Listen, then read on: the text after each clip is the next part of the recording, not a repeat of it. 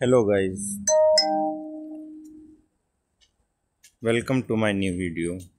आप लोगों का प्यार देखकर मुझे भी बहुत अच्छा लग रहा है। इसी तरह आप लोग अपना प्यार बरसात दिखाते रहिए। एक वीडियो आप लोगों की दुआ की वजह से बहुत अच्छी चल गई है। ठीक है, तो आज हम लोग पढ़ेंगे रेस्पिरेटरी डिजीज़ेस ही हम लोग एक बार सारी ख़त्म कर लेते हैं, लगभग जो मेन हैं, जैसे कि फिर हम लोग अगले सिस्टम पे पढ़ेंगे। सिस्टम वाइज मैं आपको पढ़ाऊँगा। ठीक है, तो आज मैंने चूज़ किया है रेस्पिरेटरी सिस्टम से ही क्या है, एम्फाइसेमा। ठीक है,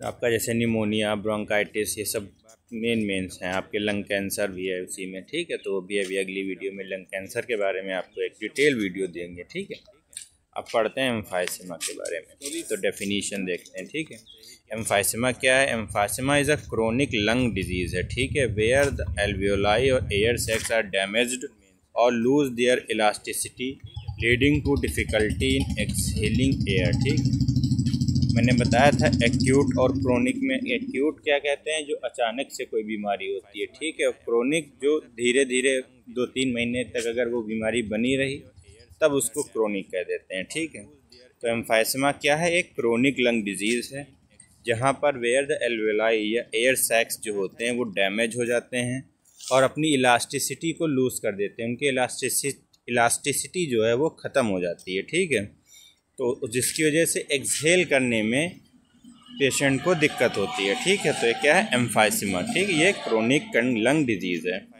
कॉज क्या क्या हो सकते हैं? मेनली देखिए, जो रेस्पिरेटरी डिजीज़ेज होती हैं वो मेनली आपकी स्मोकिंग की वजह से होती हैं। मतलब ठीक है, 90% मतलब कॉज जो है वो स्मोकिंग है या मतलब टोबैको किसी भी फॉर्म में लेना है। ठीक है, तो लॉन्ग टर्म में स्मोकिंग मोस्ट कॉमन है। ठीक है, एक्सपोजर टू इरिटेंट्स, वही हमने बताया था, पॉल्यूशन, डस्ट एंड केमिकल्स, इन सब की वजह से अगर एक्सपोजर रहेगा तब भी आपको क्या है, पेशेंट को एम्फाइसेमा होने के चांसेस हैं। ठीक है, अल्फ़ा 1 एंटी ट्रिप्सिन डेफिशिएंसी। ठीक है, ये जेनेटिक कॉज है। अगर जीन्स में अगर इसकी अल्फ़ा 1 एंटी ट्रिप्सिन की कमी हो जाए, ठीक है, डेफिशिएंसी हो जाए, तो उसकी वजह से भी आपको क्या मतलब पेशेंट क्या है, उसको एम्फाइसेमा होने के चांसेस होते हैं। ठीक है, सिम्टम्स में लगभग सारे सिम्टम्स रेस्पिरेटरी के लगभग सेम होते हैं। ठीक है, कि मतलब शॉर्टनेस ऑफ ब्रेथ होगी, जल्दी जल्दी सांसें लेगा यानी सांस लेने में दिक्कत होगी उसको। ठीक है, क्रोनिक कफ रहेगी यानी खांसी लगातार आती ही रहेगी। ठीक है, बैरल शेप चेस्ट। ठीक है, बैरल शेप चेस्ट आपका बैरल शेप चेस्ट। ठीक है, ये देखिए, तो इस तरीके से उसका जो है मतलब कि चेस्ट हो जाएगा। ठीक है, ये क्या कहेंगे? Barrel shape chest. नॉर्मल से ऐसे हो जाता है। ठीक है, फटीग एंड वेट लॉस रहेगा, उसको थकावट रहेगी और उसका वेट लॉस होगा। ठीक है, ये देखिए आपके सारे, ये हो गया आपका शॉर्टनेस ऑफ ब्रीथ रहेगी, क्रोनिक कफ रहेगा आपका। ठीक है, बैरल शेप चेस्ट, फटीग और वेट लॉस। ठीक है, अब आते हैं हम ट्रीटमेंट पे। तो सबसे पहले क्या, जो कॉमन कॉज क्या था हमारा? स्मोकिंग। तो सबसे पहले तो हमें स्मोकिंग बंद करनी होगी। ठीक है, तो स्मोकिंग सेसेशन। ठीक है, ब्रोंकोडायलेटर्स देंगे, इनहेल्ड कॉर्टिकोस्टेरॉइड्स देंगे। ठीक है, इनहेलेशन के फॉर्म में, सांस लेने के लिए उससे कहेंगे। ठीक है, पफ के फॉर्म में आते हैं।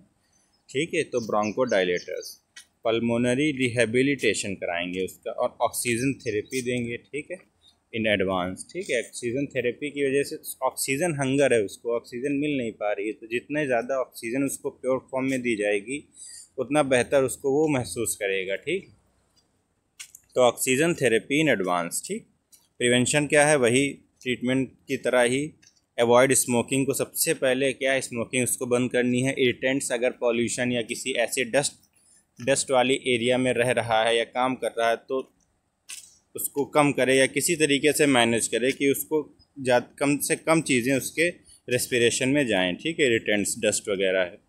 वियर प्रोटेक्टिव मास्क वगैरह लगा के काम करे अगर करना ही है तो, पॉल्यूटेड वर्क प्लेसेस पे। ठीक है, early treatment of respiratory infections. ठीक है, और जो ट्रीटमेंट है वो करना होगा उसको। ठीक है, आई होप आपको चीज़ें समझ आ गई होंगी। ठीक है, तो ये शॉर्ट फॉर्म में मैंने एम्फाइसेमा के बारे में आपको समझा दिया है। ठीक है, कि ये क्या है? क्रोनिक लंग डिजीज़ है। ठीक है, जो एल्वेलाई में होती है, लंग्स के किस पार्ट में होती है? एल्वेलाई में होती है, जिसकी वजह से एल्वोलाई की जो इलास्टिसिटी है वो लूज़ हो जाती है और पेशेंट को सांस लेने में दिक्कत होती है। ठीक है, आई होप आपको चीज़ें समझ आ गई होंगी। ठीक है, अब मिलता हूँ आपसे अगली वीडियो में। ठीक है, तब तक के लिए बाय। आप इसी तरह अपना प्यार दिखाते रहिए। ठीक है, और मैं आपके लिए ऐसे ही मेहनत करता रहूँगा।